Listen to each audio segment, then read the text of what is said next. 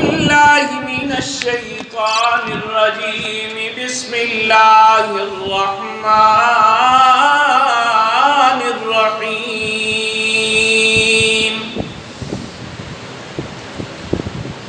يا أيها الناس إنا خلقناكم من ذكر وأنثى وجعلناكم شعوبا وقبائل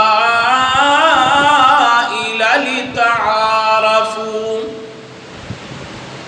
إن أكرمكم عند الله أتقاكم إن الله عليم خبير. صدق الله خالقنا العظيم وصدق رسوله النبي الكريم ونحن على ذلك لمن الشاهدين والشاكرين والحمد لله رب العالمين.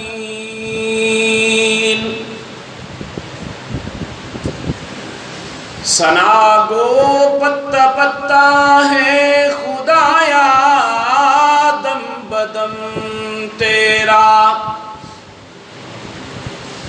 ثنا گو پتا پتا ہے خدایا دم بدم تیرا. زمین و آسماں تیرے ہیں یہ موجود و عدم تیرا.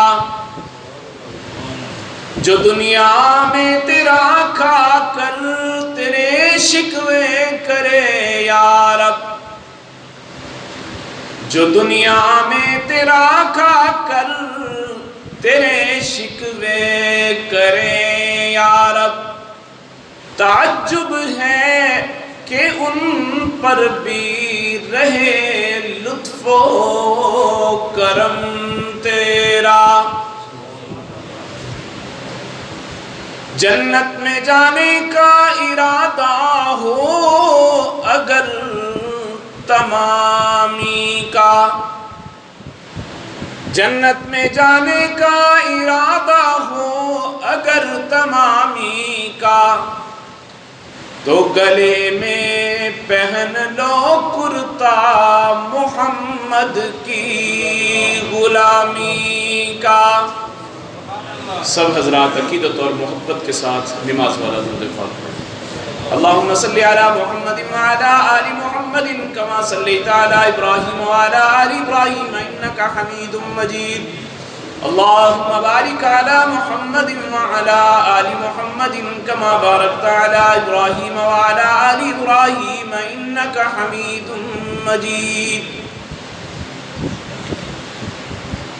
گرامی قدر سامعین، معزز حاضرین، بزرگوں، دوستوں اور نوجوان ساتھیوں،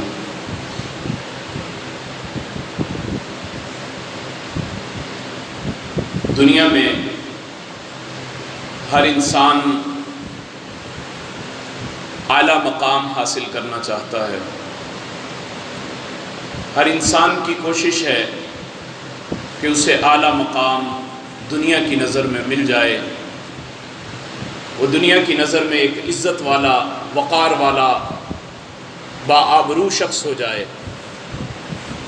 اور اس کے لیے انسان محنت بھی کرتا ہے، اعلیٰ سے اعلیٰ ڈگریاں لیتا ہے، اعلیٰ سے اعلیٰ عہدے حاصل کرنے کی کوشش کرتا ہے، اچھے سے اچھے رہنے کے لیے گھر بناتا ہے، اچھی سے اچھی استعمال کے لیے گاڑیاں لیتا ہے، اچھے سے اچھا لباس زیب تن کرتا ہے کہ لوگوں میں میری پرسنالٹی بہت عمدہ ہو، لوگوں میں میرا مقام بہت اعلیٰ اور عرفہ ہو. اور یہ ساری چیزیں درست ہیں اگر دائرہ شریعت میں رہ کر کی جائیں تو ان میں کوئی قباحت بھی نہیں ہے. اگر حلال مال سے انسان ان ساری چیزوں کو حاصل کرتا ہے تو اس کے اندر کوئی قباحت نہیں ہے، یہ جائز ہیں، ان کو کر لینا چاہیے. لیکن اس کے ساتھ ساتھ ایک اور فکر جو ہمیں ضرور کرنی چاہیے وہ یہ ہے کہ ہم دنیا کی نظر میں اچھا بننے کے ساتھ ساتھ اپنے اللہ کی نظر میں اچھے کیسے بن جائیں. یعنی ہمارا وہ اعلیٰ مقام، وہ ہمارا وہ اعلیٰ منصب اللہ کی نظر میں کیسا ہو جائے کہ ہم اللہ کی نظر میں بڑے ہی عظیم آدمی بن جائیں، اللہ کی نظر میں مقبول بن جائیں، اور اللہ ہمیں محبت کی نگاہ سے دیکھنا شروع کر دیں، اور اللہ ہمارے اوپر اپنی نظر شفقت کرنا شروع کر دیں. یہ مقام ہمیں کیسے مل جائے؟ اس چیز کی کوشش ہم میں سے ہر ایک کو کرنی ضروری ہے.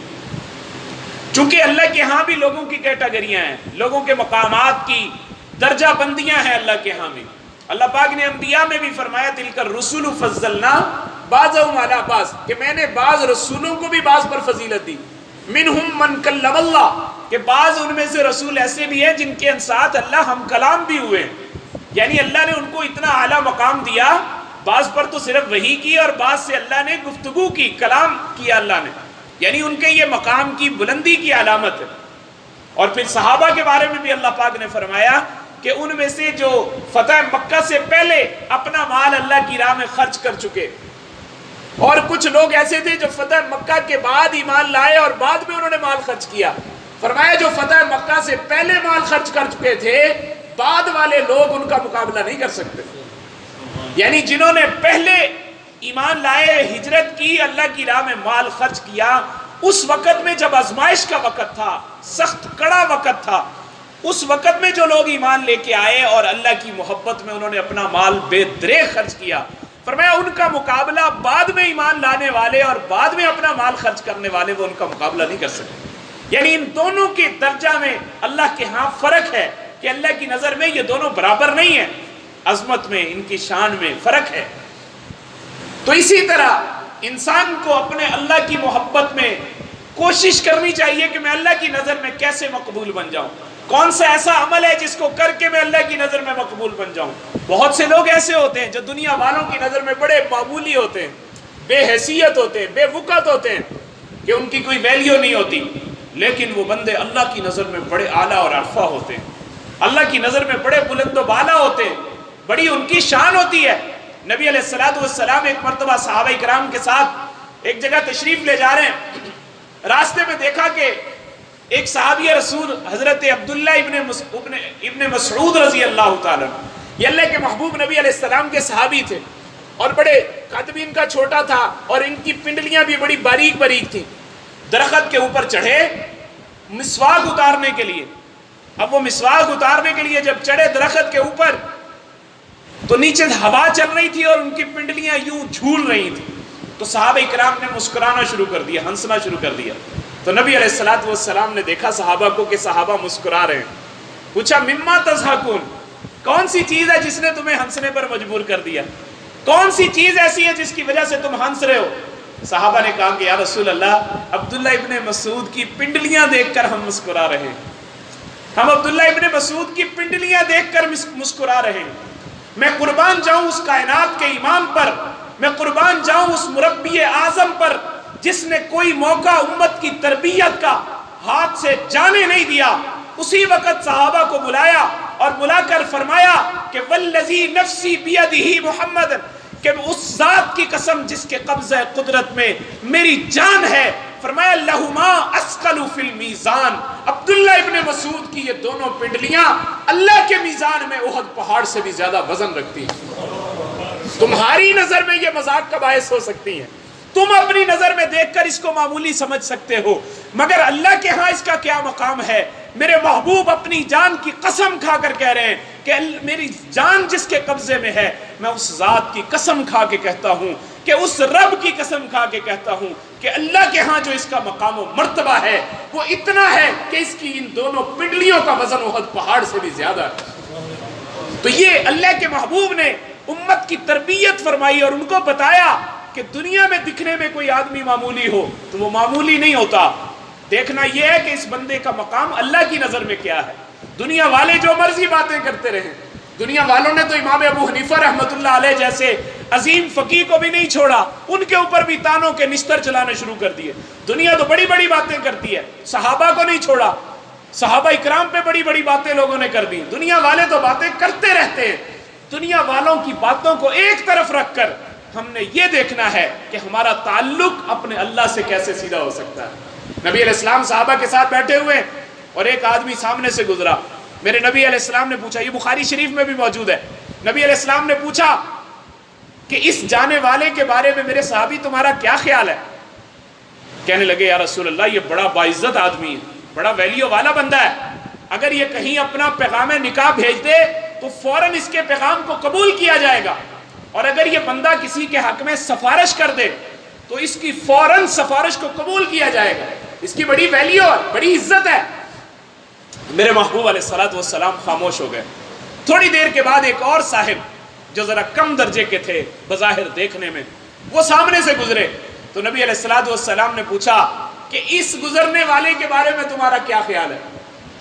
تو اب وہ صحابی کہنے لگے یا رسول اللہ یہ تو بہت معمولی درجے کا آدمی ہے، بڑے معمولی درجے کا بندہ ہے، اور یہ اگر کسی کے ہاں نکاح کا پیغام بھیج دے تو اس کا کوئی قبول نہ کرے، یہ کسی کی سفارش کر دے تو اس کی سفارش کوئی قبول نہ کرے، اس آدمی کو کوئی عزت نہیں دیتا۔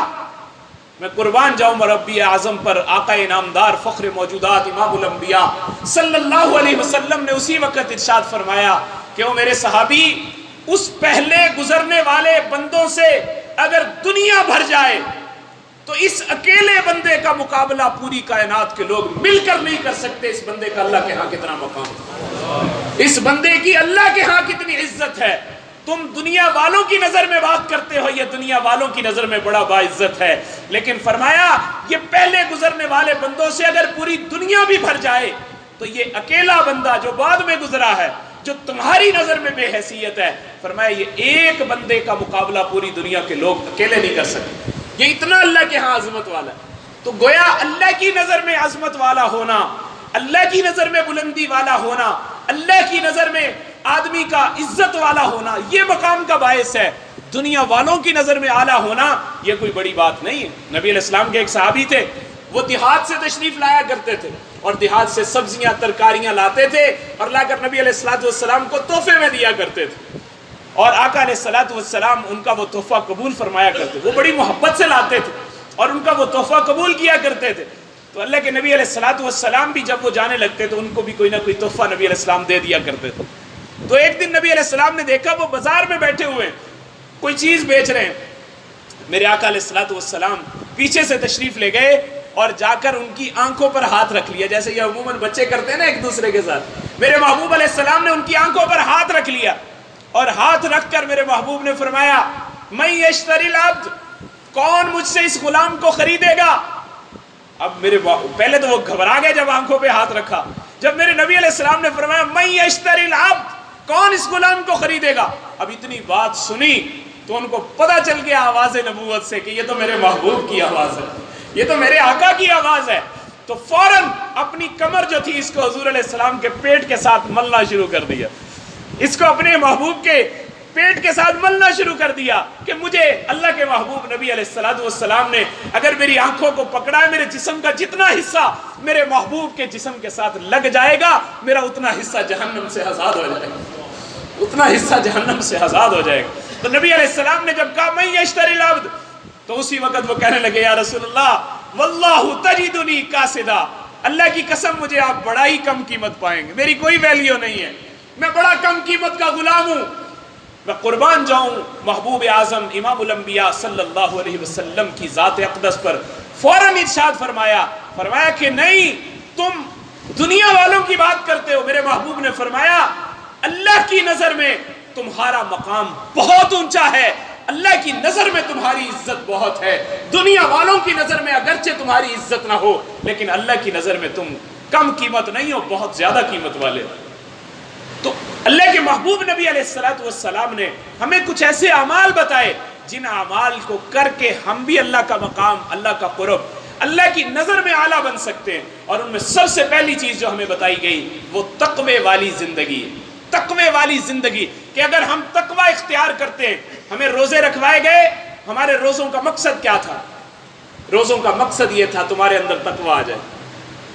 یا ایھا الذین آمنوا کتب علیکم الصیام کما کتب علی الذین من قبلکم، کیا ایمان والو تم پر روزوں کو فرض کیا جیسے تم سے پہلے لوگوں پر فرض کیے تھے۔ کما کتب علی الذین من قبلکم، اور وجہ کیا بیان کی؟ فرمایا لعلکم تتقون، تاکہ تم متقی ہو جاؤ، تاکہ تم پرہیزگار ہو جاؤ۔ یعنی اللہ نے روزے کا کورس جو کروایا، اللہ رب العزت نے روزوں کا کورس تمہیں تقوی کے حصول کے لیے کروایا کہ تم روزے اس لیے رکھو گے کہ تمہارے اندر تقوی آ جائے۔ اور یہ تقوی والا بندہ، فرمایا اللہ رب العزت نے یا ایھا الناس انا خلقناکم من ذکر و انثی وجعلناکم شعوبا وقبائل لتعارفوا ان اکرمکم عند اللہ اتقاکم۔ رب العالمین نے فرمایا کہ اے لوگو، میں نے تمہیں ایک مرد اور ایک عورت سے پیدا کیا اور پھر تمہارے الگ الگ برادریاں، قبیلے بنا دیے، ذاتیں الگ الگ بنا دی۔ کیوں؟ فرمایا لتعارفوا، تاکہ تم ایک دوسرے کو پہچان سکو۔ تمہاری پہچان کے لیے قبیلے بنائے، تمہاری پہچان کے لیے تمہاری ذاتیں بنائی، تمہاری پہچان کے لیے تمہاری برادریاں بنائی، وگرنہ تمہاری ماں بھی ایک ہے، تمہارا باپ بھی ایک ہے۔ تم آدم علیہ السلام کی اولاد ہو، آدم علیہ السلام سے اللہ نے تم سب لوگوں کو پیدا کیا، فرمایا تم سب ایک ہی ہو، لیکن تمہاری برادریاں کیوں بنائیں؟ تاکہ تم ایک دوسرے کو پہچاننے میں آسانی ہو جائے، تاکہ تم ایک دوسرے کو پہچان سکو۔ اور پھر آگے کیا فرمایا؟ ان اکرمکم عند اللہ اتقاکم، یاد رکھنا اللہ کے نزدیک زیادہ عزت والا وہ ہے جو تم میں زیادہ تقوی والا ہے۔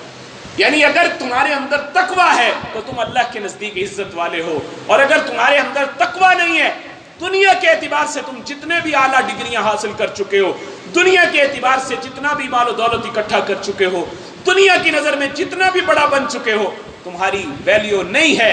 اگر تم اللہ کی نظر میں بڑے نہیں بنے تو تم کچھ نہیں ہو۔ اللہ کی نظر میں بڑا بننے کے لیے تمہیں تقوی والی زندگی اختیار کرنا ہو۔ تمہیں اپنی ہر قدم سے پہلے یہ سوچنا ہوگا اس کام میں میرے اللہ کا حکم کیا ہے اور میرے پیارے نبی صلی اللہ علیہ وسلم کا طریقہ کیا ہے۔ جب اللہ کے حکم اور نبی علیہ السلام کے طریقے کے مطابق ہر کام کرو گے تم متقی بن جاؤ گے، تمہارے اندر تقوی آ جائے گا۔ اور دوسرا عمل جس کے ساتھ انسان اللہ کا قرب حاصل کر لیتا ہے، فرمایا کہ وہ شہید کا درجہ ہے۔ جو بندہ اللہ کے راستے میں اپنی جان قربان کر دیتا ہے، شہید بھی اللہ کی نظر میں بڑا اعلیٰ مقام حاصل کر لیتا ہے۔ فرمایا شہید کا قطرہ خون ابھی زمین پر نہیں گرتا، وہ اللہ کی نظر میں مقبول ہو جاتا ہے اور اللہ رب العزت کی اس کو محبت بھی حاصل ہو جاتی ہے، بلکہ بعض روایات میں آتا ہے اللہ کا اس کو دیدار بھی ہو جاتا ہے۔ جنتیوں کو جو نعمت جنت میں سب سے آخر میں ملنے والی ہے وہ اللہ کے دیدار کی نعمت ہوگی، اور شہید کو اللہ یہ نعمت اسی وقت عطا فرما دیتے ہیں جب شہید کی خون کا قطرہ ابھی زمین پر گر رہا ہوتا ہے، ابھی اس کی جان نکل رہی ہوتی ہے، اسی وقت اللہ اس کو اپنا دیدار کروا دیتے ہیں۔ جس کو کہتے ہیں نا یوسف علیہ السلام کو دیکھنے والیوں نے انگلیاں کاٹ لی، ان کو پتہ نہیں چلا، اور شہید رب یوسف کو دیکھ رہا ہوتا ہے تو ان کو یوسف علیہ السلام کو دیکھنے والیوں کو یہ پتہ نہیں چلا انگلیاں کٹ گئیں، تو جو رب یوسف کو دیکھ رہا ہے اس کو اپنی جان کے کٹنے کا کیسے احساس ہوگا؟ اسے کیسے پتہ چلے گا کہ میری گردن کٹ گئی، میں اللہ کی راہ میں قربان ہو گیا۔ فرمایا یہ شہید جو ہے اللہ کے ہاں اس کا بھی بڑا اعلیٰ مقام ہے۔ اور تیسرا بندہ فرمایا وہ ہے رجال اللہ تلہیہم تجارت ولا بیع عن ذکر اللہ، وہ بندہ جو نمازیں ادا کرتا ہے اور نماز ادا کرتے ہوئے اس کی تجارت اس کو اللہ کی یاد سے غافل نہیں کرتی۔ جب نماز کا وقت ہو جاتا ہے بند کر دیتا ہے اپنا کاروبار، جب نماز کا وقت ہو جاتا ہے اپنے کاروبار کو ایک طرف رکھ دیتا ہے کہ میرے اللہ کا حکم آ چکا ہے، حی علی الصلاۃ کا پیغام آ چکا ہے، حی علی الفلاح کی صدا آ چکی ہے، اب میں دنیا کے کام نہیں کروں گا، اب میں اپنے رب کے حکم کی تعمیل میں لبیک یا رب جلیل کہہ کر میں اپنے رب کے گھر کی طرف جاؤں گا۔ فرمایا ایسا تاجر، ایسا تجارت کرنے والا بندہ جو نماز پڑھتا ہے اور نمازوں کے اندر اس کی تجارت اللہ کی یاد سے اس کو غافل نہیں کرتی، فرمایا یہ بندہ بھی اللہ کی نظر میں بڑا اعلیٰ مقام حاصل کر لیتا ہے۔ اس لیے کہ یہ بندہ اپنی تجارت کو ترجیح نہیں دے رہا بلکہ اس کو ضرورت کے مطابق کر رہا۔ جب اللہ کا پیغام آ جاتا ہے تو وہ اپنی تجارت کو ایک طرف رکھ دیتا ہے اور کہتا ہے میرے اللہ کا پیغام آ چکا ہے۔ فرمایا یہ بندہ بھی اللہ کی نظر میں مقبول اور اعلیٰ درجہ حاصل کر لیتا ہے۔ اور چوتھی چیز فرمایا علماء اکرام جو اللہ کے دین کو پڑھنے پڑھانے والے ہیں، یہ اللہ کے نظر میں بڑے مقبول ہیں۔ انما یخشی اللہ من عبادہ العلماء، اللہ کی نظر میں زیادہ عزت والے وہ ہیں جو اللہ سے زیادہ ڈرنے والے ہیں، علماء ہیں۔ اب یہ علماء کا مقام کیوں ہے؟ سفیان بن عیینہ رحمۃ اللہ علیہ فرمایا کرتے حضرت کو اتنا مقام اللہ نے دیا تھا، 80 حج کیے تھے حضرت نے اپنی زندگی میں، اور حضرت فرمایا کرتے تھے کہ روئے زمین کے سب سے بہترین لوگ فرمایا کرتے تھے کہ وہ علماء ہیں اور انبیاء ہیں. انبیاء اور علماء یہ اللہ کا پیغام لوگوں تک پہنچاتے ہیں. یہ واسطہ ہے اللہ کے اور بندوں کے درمیان کہ اللہ کا جو پیغام ہوتا ہے یہ لوگوں تک اس پیغام کو پہنچاتے ہیں. یہ اس پیغام کو، اس میسیج کو آگے لوگوں تک پہنچاتے ہیں. فرمایا یہ روئے زمین کے سب سے بہترین لوگ ہیں. تو اپنی اولادوں کو اللہ کا دین پڑھائیں. جس طرح ہم دنیا پڑھانے کی طرف فکر کرتے ہیں، خدارا اپنے بچوں کو دین پڑھانے کی بھی ہم فکر کریں کہ ہمارے بچے اللہ کی نظر میں بھی مقبول بن جائیں. ہمارے بچے اللہ کی نظر میں مقبول بن جائیں گے، ان کی برکت سے اللہ ہمیں بھی اپنا مقبول بندہ بنا لیں گے. ان کی برکت سے ہمیں بھی اللہ کی محبت حاصل ہو جائے گی. اور پھر 5ویں نمبر پر فرمایا کہ وہ لوگ اللہ کے ہاں اعلیٰ مقام رکھتے ہیں جو آزمائشوں پر صبر کرتے ہیں. اگر کوئی تکلیف آ جاتی ہے، اس تکلیف کے آ جانے پر واویلا اور آہو بکا نہیں کرتے، بلکہ اس تکلیف کے آ جانے پر بھی کہتے ہیں کہ یہ میرے اللہ کی طرف سے ہے اور میں اس کو بھی ہنس کر جھیل جاتا ہوں. الحمدللہ کہہ کر اپنی اس تکلیف پر صبر کر لیتے ہیں. بیماری آ جاتی ہے اس پر صبر کر لیتے ہیں، آزمائش آ جاتی ہے اس پر صبر کر لیتے ہیں، اور جو ان کے بارے میں رب العالمین کا فیصلہ ہوتا ہے اس فیصلے پر راضی رہتے ہیں کہ میں اپنے رب کی رضا پر راضی ہوں. جو میرے رب نے میرے ساتھ فیصلہ کیا، میں اپنے رب کی رضا پر راضی رہنے والا ہوں. فرمایا یہ بندہ جو ہر کام میں اپنے اللہ کے فیصلے